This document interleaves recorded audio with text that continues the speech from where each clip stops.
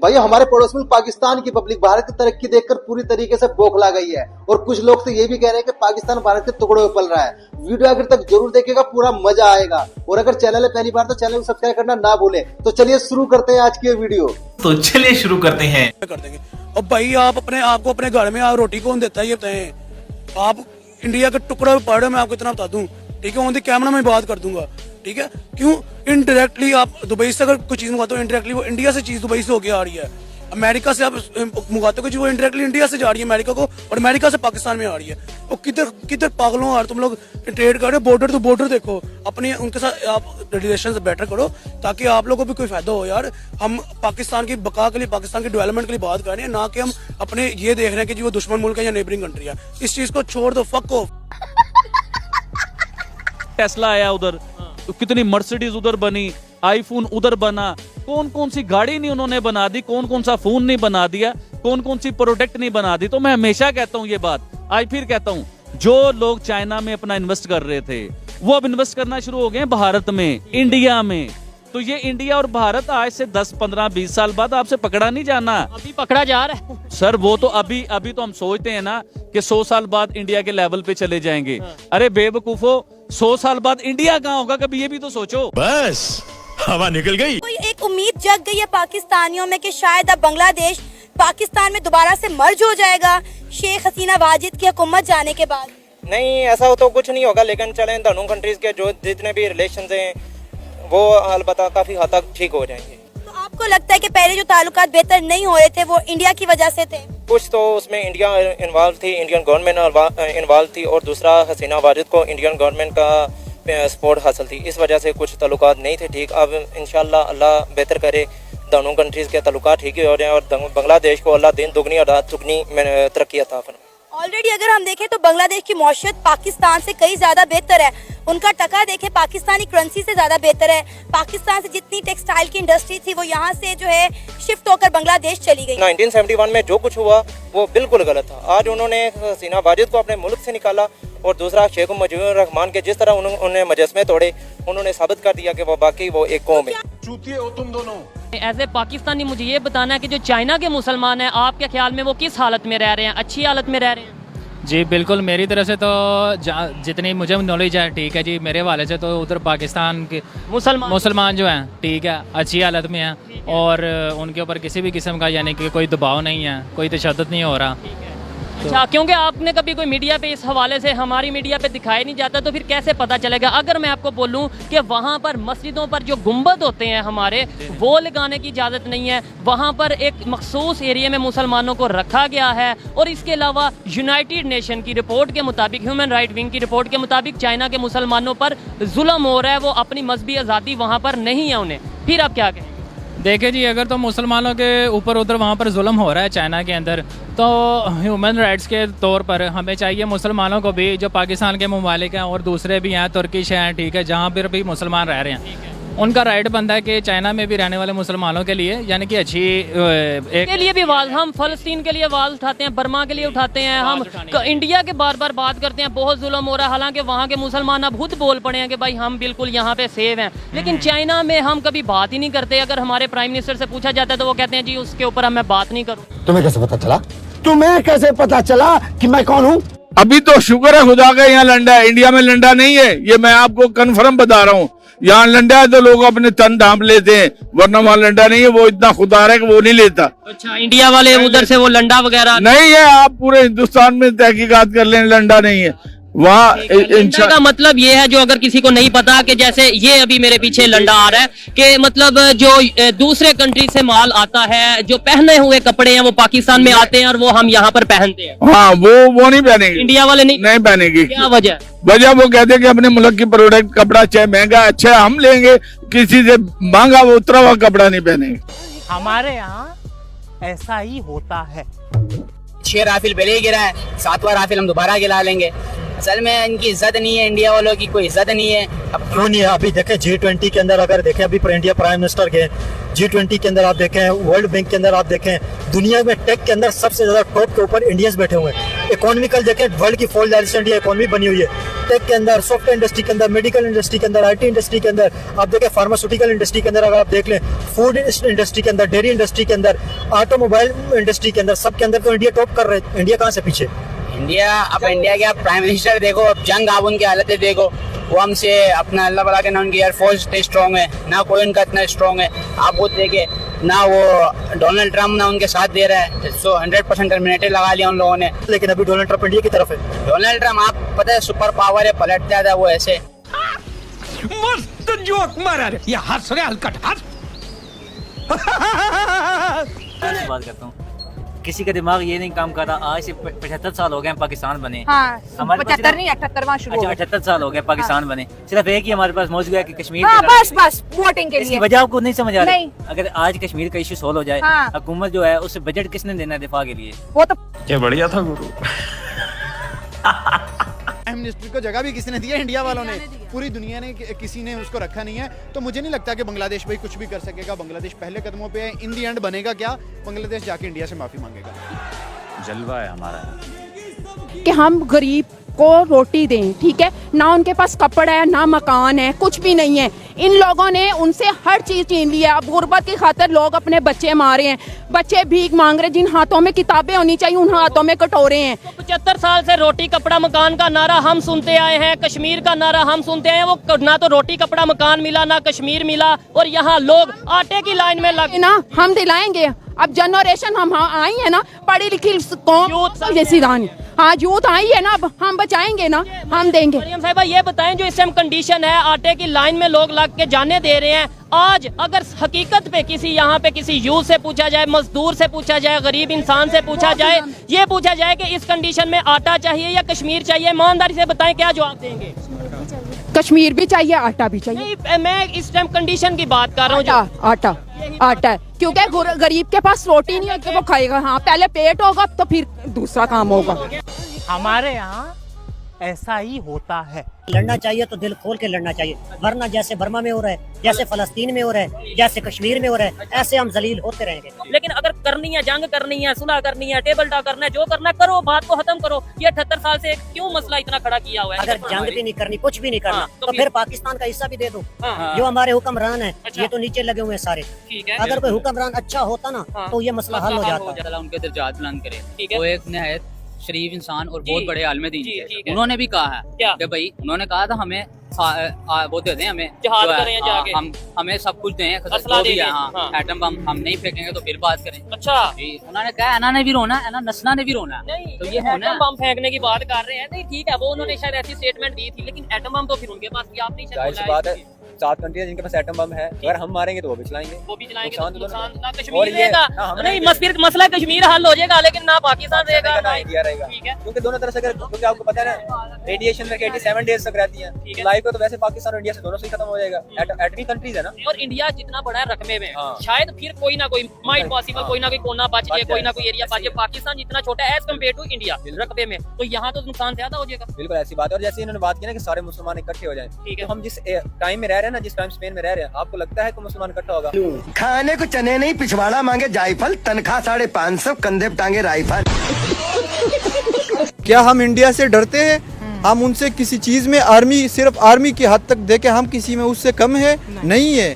देखो रशिया जैसी कंट्री, वो उसको क्या नाम है, यूक्रेन को ना हरा सका, क्या इंडिया हमें हरा सकेगा? नहीं कर सकता। बड़ी सवाल है कि रशिया यूक्रेन को ना हरा सका। हमारे साथ चाइना खड़ा है, उसकी आर्मी वो उसके आर्मी चीफ कह रहा है, CDA, वो कह रहा है कि हाँ, ये पाकिस्तान और चाइना ये 2 फ्रंट नहीं है, ये असल में एक फ्रंट है।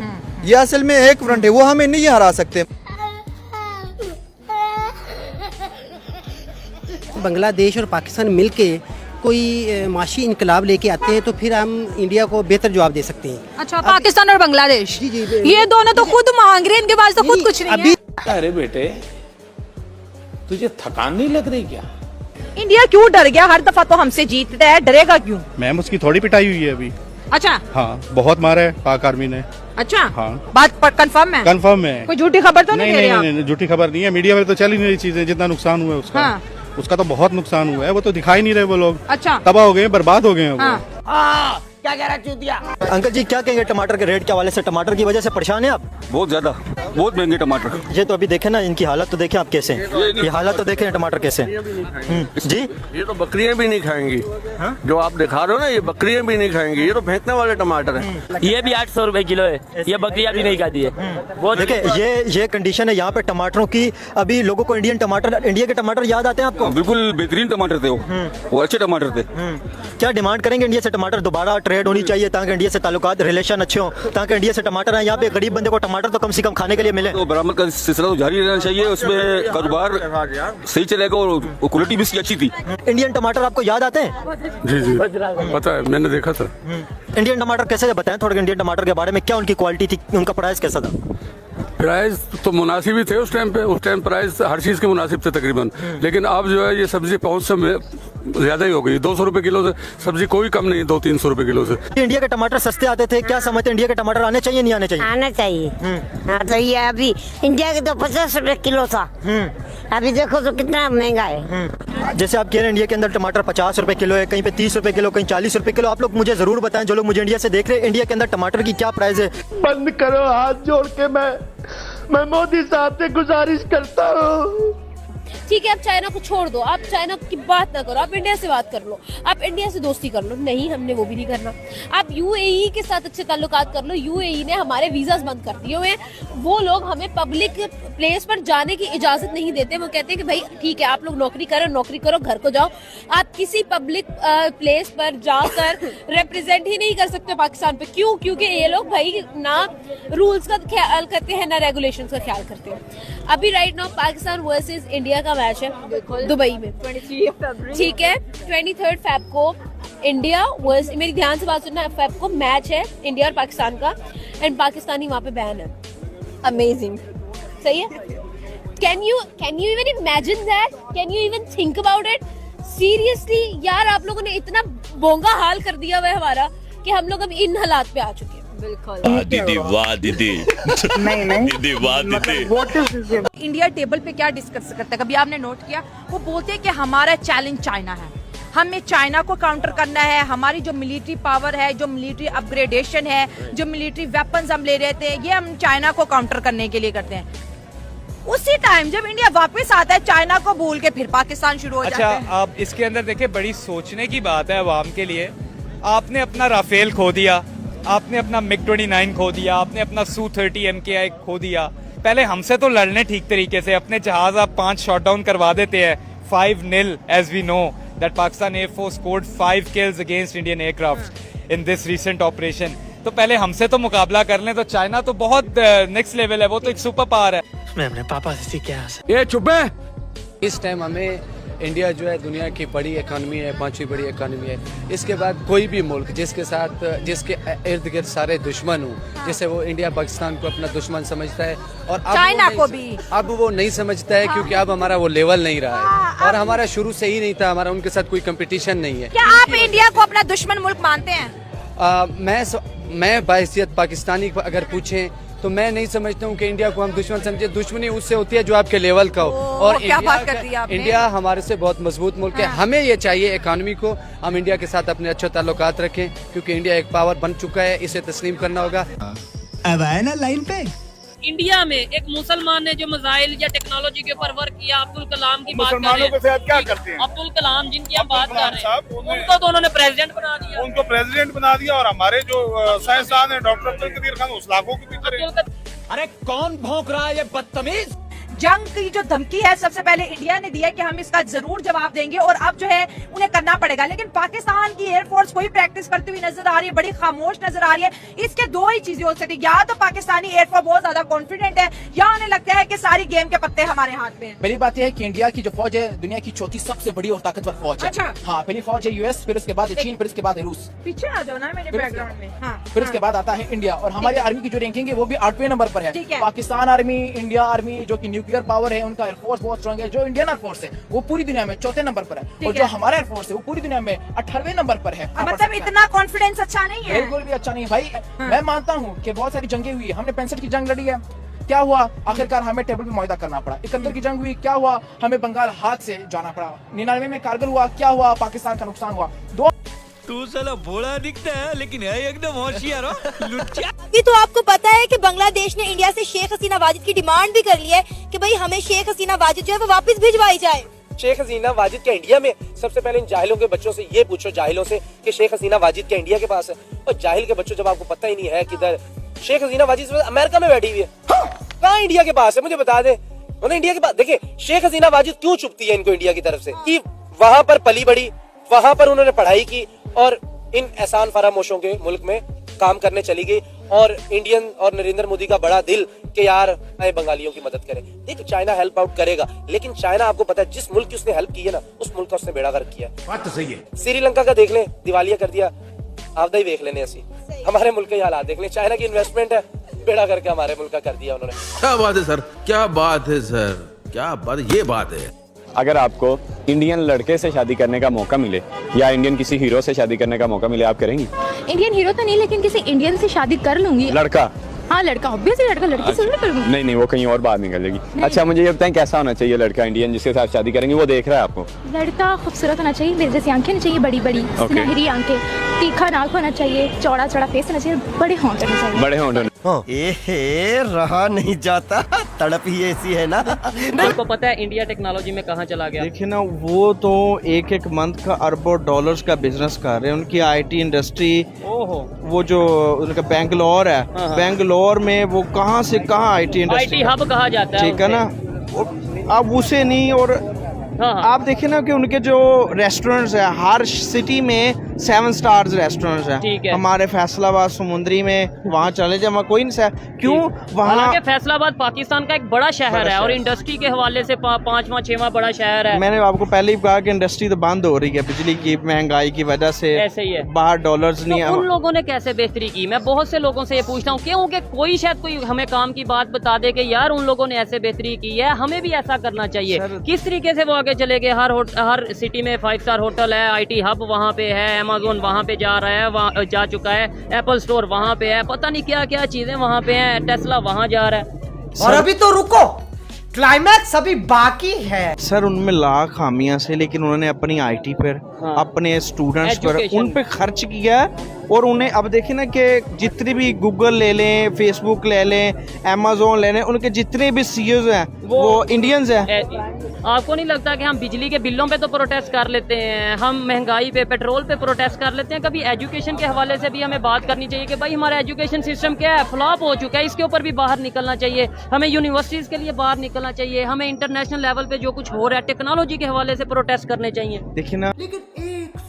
देखिए ना कि हमारे सियासतदान और कुछ जो हमारे करता धरता हैं, उन्होंने हमें फोकस ही हमारा बिजली के बिल, आटा, चीनी और कपड़े पे कर दिया, ठीक है ना। जैसे रोटी कपड़ा मकान का लगता है ना स्लोगन, तो उन्होंने कभी ये तो नारा लगाया ना कि हम आईटी हब देंगे, आईटी की इंडस्ट्री को बहाल करेंगे, आपके जो लूम्स हैं, जो कपड़े की इंडस्ट्री, उसे ग्रूम करेंगे, इंटरनेशनल इन्वेस्टर लाएंगे। उससे तो कभी उन्होंने कहा जी रोटी कपड़ा मकान, ठीक है। और 76 साल से ये नारा लगने के बावजूद भी आज 2023 में रोटी कपड़ा और मकान की कितनी यहाँ पे किल्लत है, खुदकुशियाँ लोग कर रहे हैं भूख की वजह से। तो मैं कहता हूँ कि हैरत वाली बात है, बल्कि शर्म वाली बात है उन लोगों के लिए जो ये नारा 76 साल से लगाते रहे, लेकिन प्रैक्टिकली कुछ खत्म।